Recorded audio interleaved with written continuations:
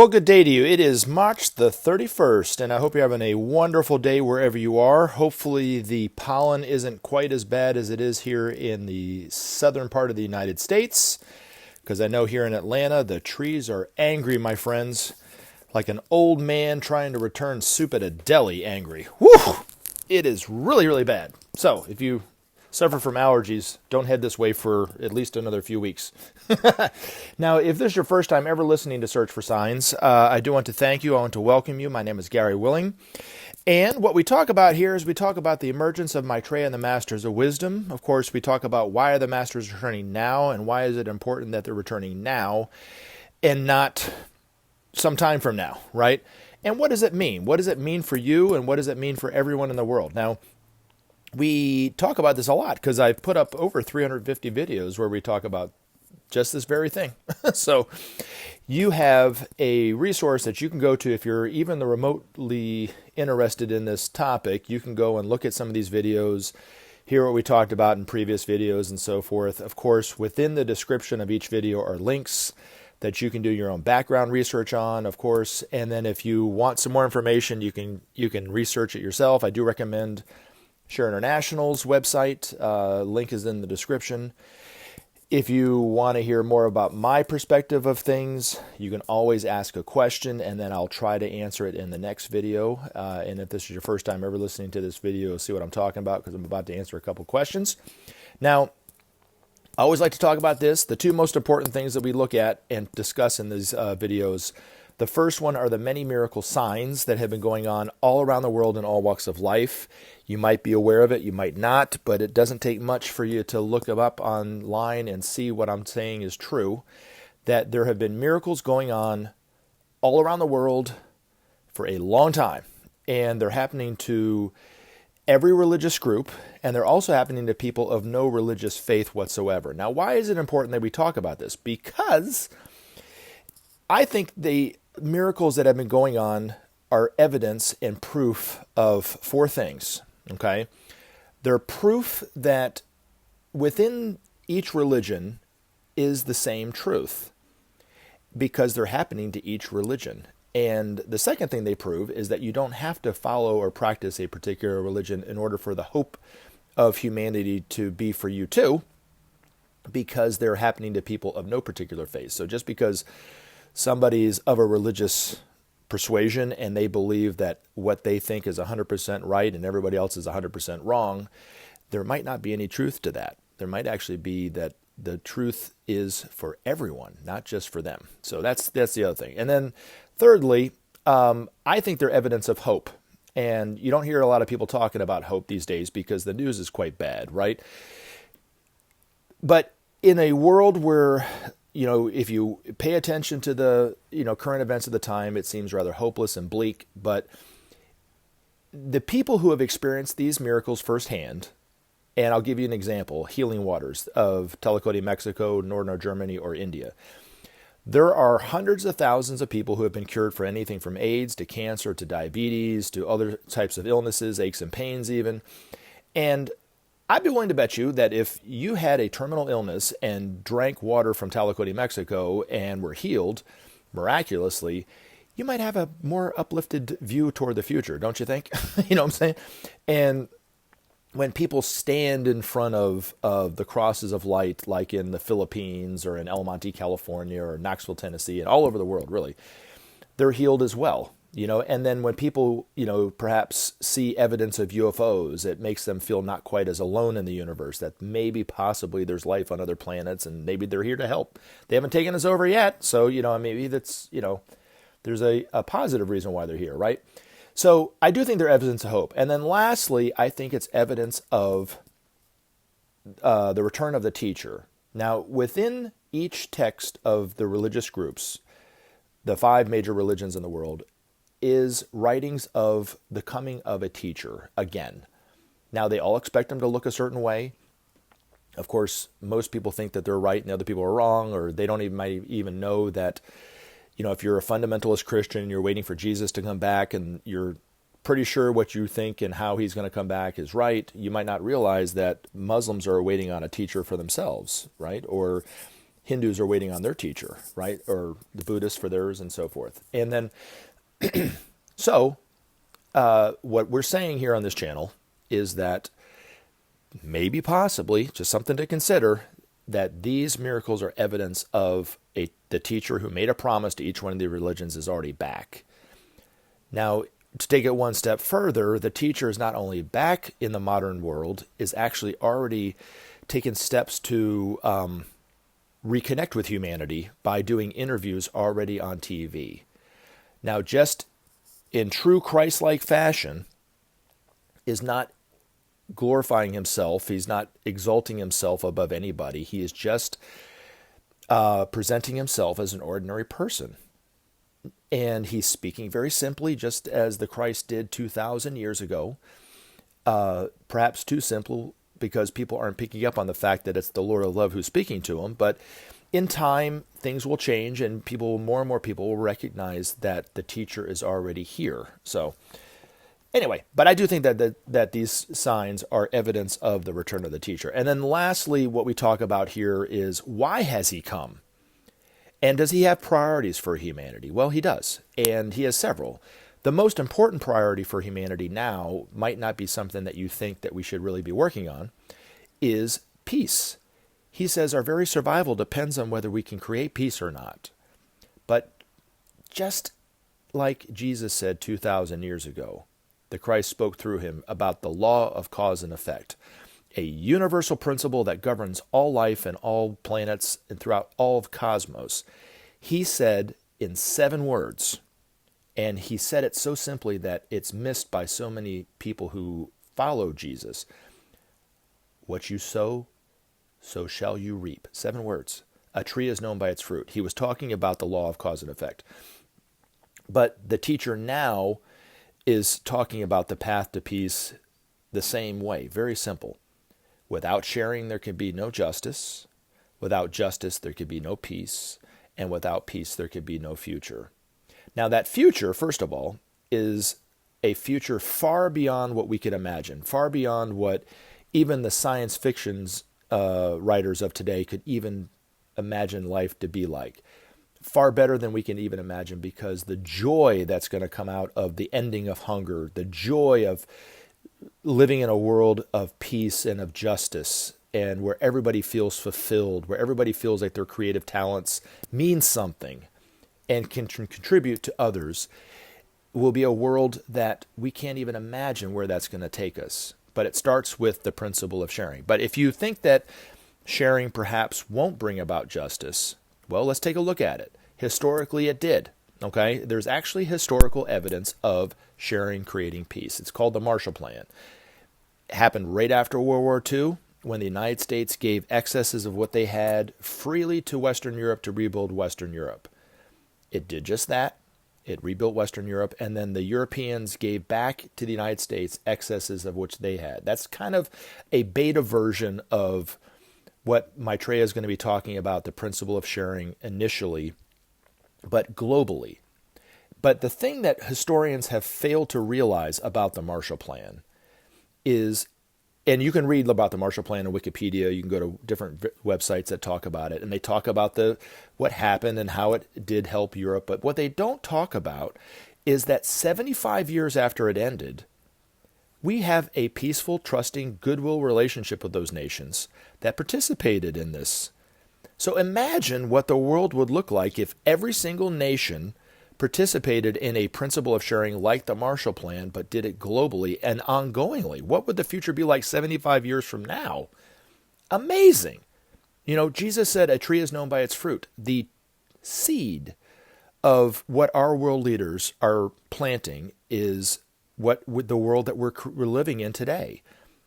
A world of division, a world of hatred, a world of injustice, a world of crime, a world of exploitation, a world that's dying, because of the environment, because of overuse of commercialization, war, famine, hunger, starvation, everything, poverty, right? Lack of clean drinking water, that kind of stuff, lack of clean air. I mean, this is the world that we're living in based on our ignorant world leaders and their lack of knowledge of the simple law of cause and effect, right? Now, if the seed of sharing created peace even 75 years after it was planted by the Marshall Plan. What would the world look like in the future if we just did it ongoingly with everyone? Now, it's important for us to look at peace because we could destroy ourselves militarily, of course, but also because each nation must contribute to help save our environment. In the background of each one of the videos, it says "Save Our Planet," SOP. The masters want that phrase to be, they're hoping that phrase is used as a rallying call to help save our planet. SOP, save our planet. Everyone has to be involved in it. Every nation has to be involved in this because it involves everyone. You can't have the United States and the world leaders and the political pundits in the United States say things like, well, China's polluting more than we are, so what do we have to do anything about it? Well, that's because they don't trust one another. If we started to trust one another the way that nations trusted each other after World War II with the Marshall Plan, then perhaps we could tackle the environment in a different way and solve the problem together. So just something to think about. Now, I do have some questions to cover in this video, and if you have a question you'd like to ask, I suggest just posting your question as a comment. And just like I'm about to do here in a second, I'll try to answer it in the next video. Now, I do want to say this, and this is for T1000 Wizode. I love that name. The question that you asked about the other YouTuber in Mendams, you were asking me about, what do you think of his argument? And do you know, I don't know who he was. I didn't know who he was, but let me just say this, and it's my fault because I didn't put a disclaimer in there. And I used to do it a long time ago and then I stopped, but try to refrain from asking me questions about other YouTubers. I don't think it's my place to comment on them. You didn't ask me my opinion, but in a way you kind of did. So like I said, I'm not trying to be critical. I'm just saying it's my fault. I'm blaming myself for this because I didn't say it. You can ask me any other question pretty much about this related to this information, but don't ask me questions about somebody else because then it kind of makes it seem like I'm thinking of myself as an authority and that kind of thing, which I'm not. I'm just an ordinary person with extraordinary information to share for you to consider. That's it. You know what I mean? So I don't have any special insight on what somebody else is saying is true or not. So hopefully that clarifies it. But I do thank you for taking the time to write it in there. And I do thank you for and appreciate you listening. So anyway, right now the first question was actually written quite some time ago, and I missed it. Where is it? All right, this one was written. It said, the person asked, "Do you think the global reset will cause the stock markets and currencies around the world to collapse? Has Maitreya said anything about the global currency reset?" No, he has not, and the reason why he hasn't said it is because there's no truth to it. Now, in terms of the stock markets crashing, a couple things I want to touch on. Okay, in Revelation, if you're religious, okay, it talks about the great prostitute sitting on the throne, and all the world leaders or the kings of the world will drink from her wine and create adulteries against her people. Well, according to the masters, that prostitute is not a person; it's the stock markets of the world, and our world leaders and our politicians have done just that. They're betraying the trust of the people who elected them because they're totally drunk on making profits, right? That's the crime. And that's what John saw and symbolized in Revelation as the prostitute. But Maitreya had talked about and has talked about the global stock market crash for decades. And it started in actually over 30 years ago. And we're still in the death throes of it now because it's a total collapse of the entire system. Now, I talk about why are the masters returning now and why it's so important that they're coming now and not what they had originally intended to come, which was 1,200 years from now. And one of the main reasons why is because we're moving from the age of Pisces into the age of Aquarius. And the energies of Pisces are quite different from the energies of Aquarius. Everything in life is energy. Now, it'll be understood more in the future than it is today, but looking at society and civilization, it's always built under the light of a 2,000-year cycle based on these cosmic energies of the zodiac. And so each time our solar system moves from one solar system to another, those energies are different. Humanity responds to it differently, and thus creates the civilizations of the time based on that. Now, over the last 2,000 years, the energies of Pisces were used incorrectly, but it created a powerful, potent individuality. Now, it also created greed, competition, and corruption, right? Which is a part of being a powerful, potent individual, right? So the structures that we built over the last 2,000 years, economic, political, even the educational structures, are all based on competition, greed, and selfishness, really. And they're dying. And there's nothing that our world leaders can do. Our world leaders have very little to no understanding of the laws of life, by and large. So they don't know why the systems are crumbling. They just are. And they're trying everything they can to keep it the way it is, because that's why they're on top, right? The problem for them and all of us is that there's nothing that they can do. Their structures are just collapsing because the energy that built them is starting to recede, right? Now, the reason why the masters are returning now, and it's important that they come at this particular time, is because the structures of the new haven't been built yet by humanity. In fact, I don't even know if we could even build the new structures true to the energies of Aquarius, which is synthesis, brotherhood, cooperation, peace, sharing, without their help, because we're so ingrained on competition and greed. So there would be this lag, like almost like a no man's land in between the structures of today and the past and the structures of the new. Well, that could be pretty dangerous. Not having governments, not having, an economy to think of, you know what I mean? Especially with the technology that we have today that can destroy ourselves at any moment, called nuclear weapons, right? So that's why they're here at the right time to help us build these new structures, to help support humanity so that we can move into the coming time with as little turmoil as possible. We're in a very tumultuous time, but it'd be quite a bit worse if we didn't have any structures to speak of, especially political structures and economic structures, right? But Maitreya knows more about the law of cause and effect than any other master, even in our solar system. So to use a modern day Christian term, we're extremely blessed to have him as our eldest brother on this planet. So when he was speaking of things like the global stock market crash, he wasn't saying it like a prophet. He was seeing the law of cause and effect working out in humanity's lives. And so it was also said after the 2008 crash, which was termed and coined the downturn in the economy by our pundits, right? That if it was allowed to just collapse, it would do just that, and we would be living in a totally different world 12 years after.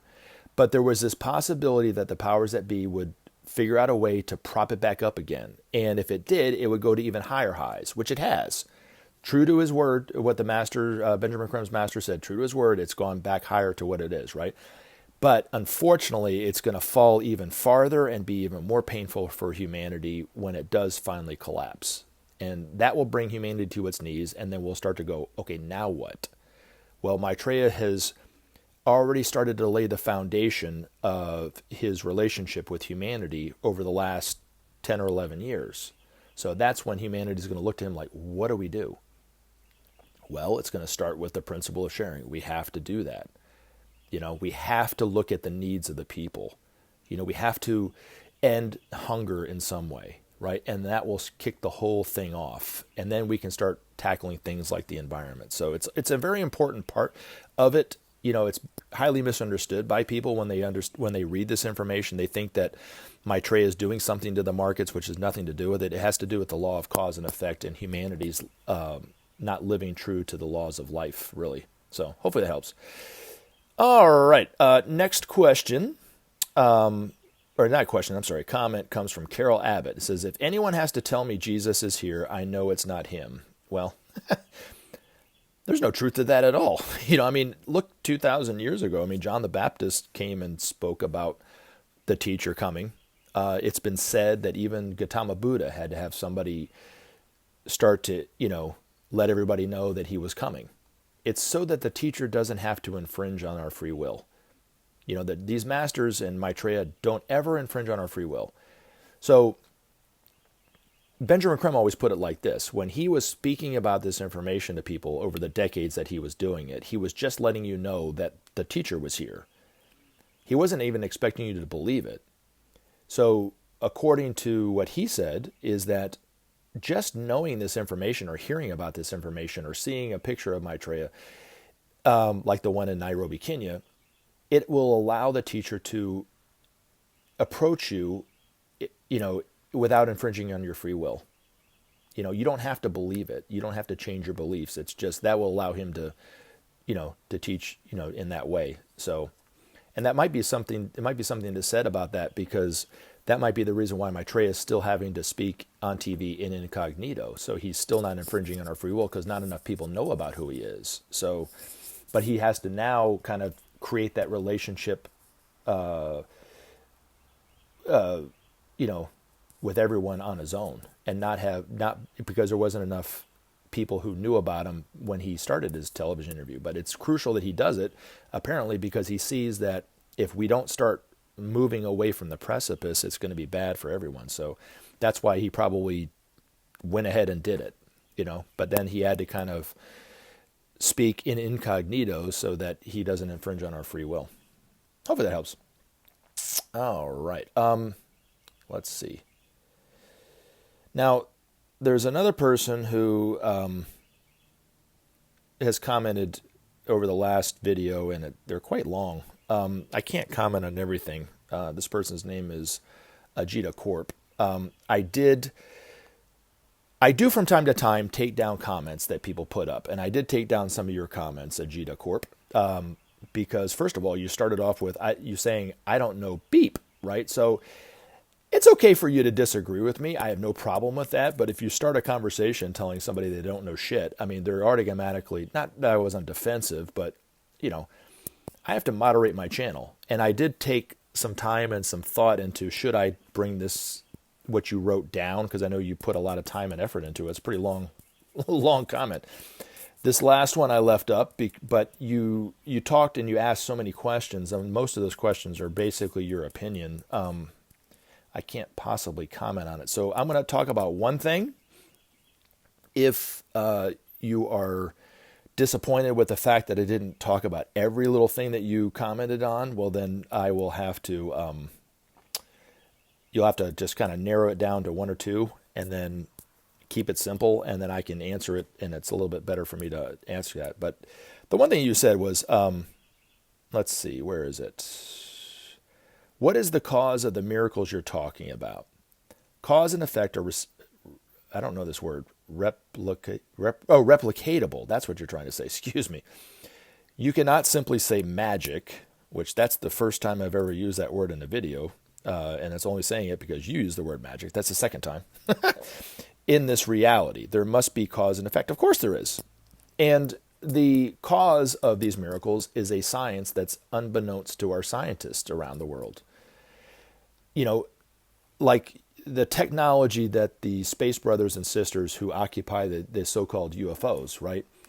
They have a technology that's far more advanced than we have. So our scientists, especially those cynical scientists who are not brave enough to say, I don't know what they are, automatically discredit them and the people who have seen them because they have no idea how they're even doing it. Our elder brothers and sisters from these higher planets, when they view our technology, it's like we're playing with rocks and stone and wood. It's very crude from their point of view. We look at it as miraculous feats of, miracles, really, of these ships flying around at supersonic speeds and stopping and moving and going up and down in different directions. Our planes can't do that, right? So, but they have a technology that is far more advanced than ours.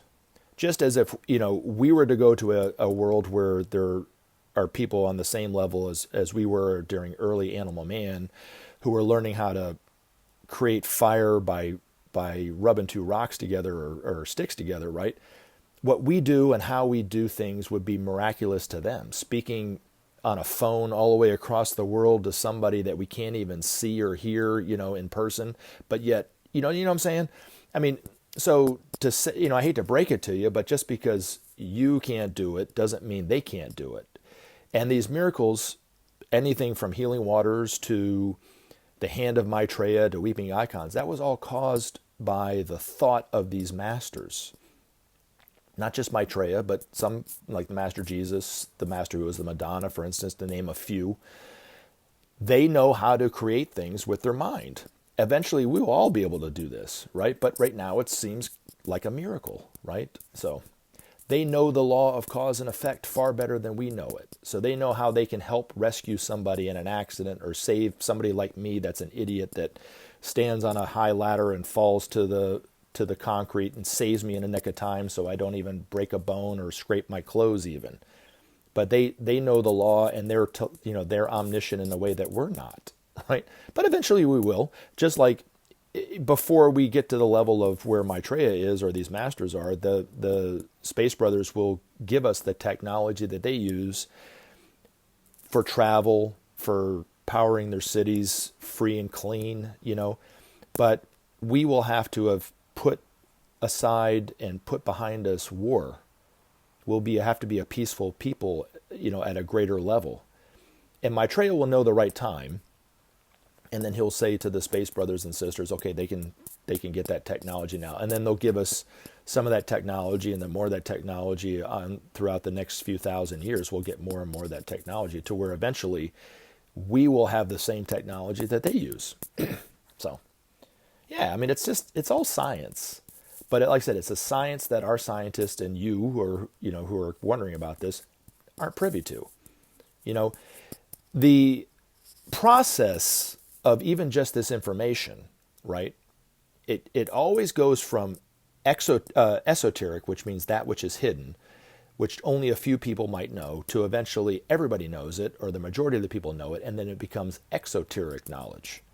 There was a time when people thought the world was flat and the sun revolved around the earth. Well, scientists have disproved that, right? Well, it took, centuries for that information to become mainstream.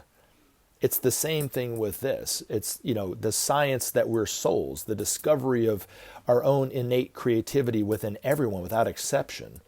The divinity that we all share is going to be an inspiration that, and a revelation that we can't even imagine the outcome of that.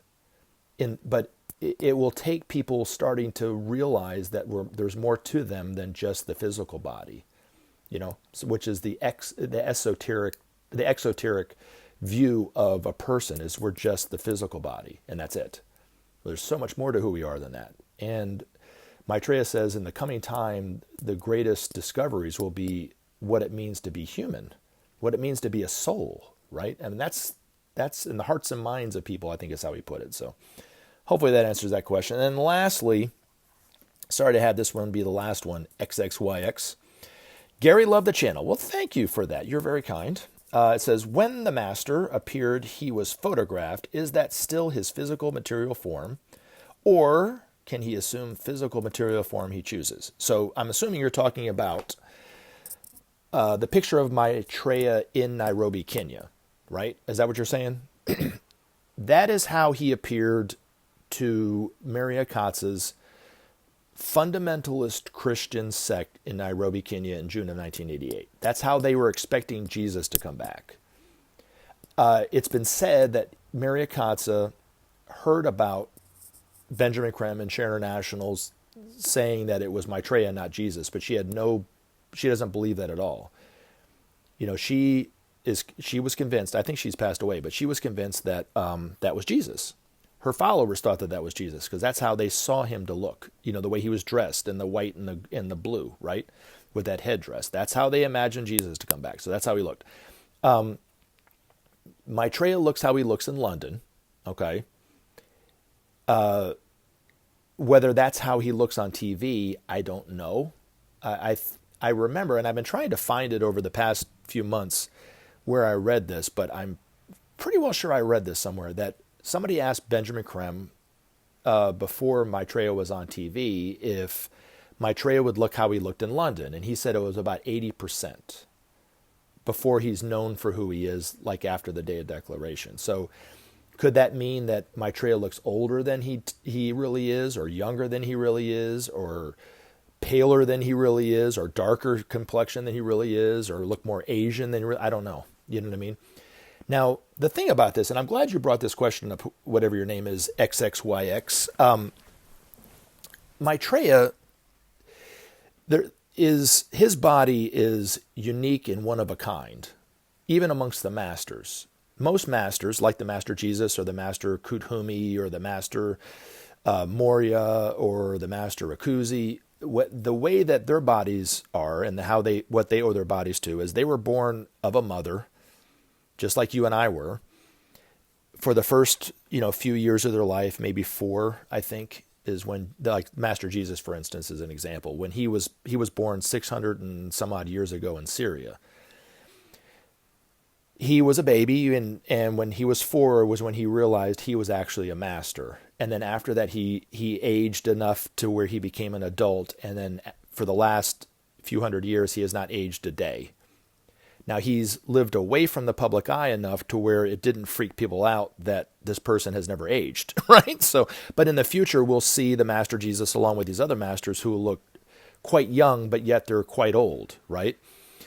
Now, there's other ways, like the Master Satya Sai Baba, who died not too long ago. He was born of a mother, became a young man, an adolescent, became an adolescent, a young man, and then became a middle-aged man, an elderly man, and then died. But he did that as a form of service. He could have created a body just like Maitreya did and live without aging for eons, right?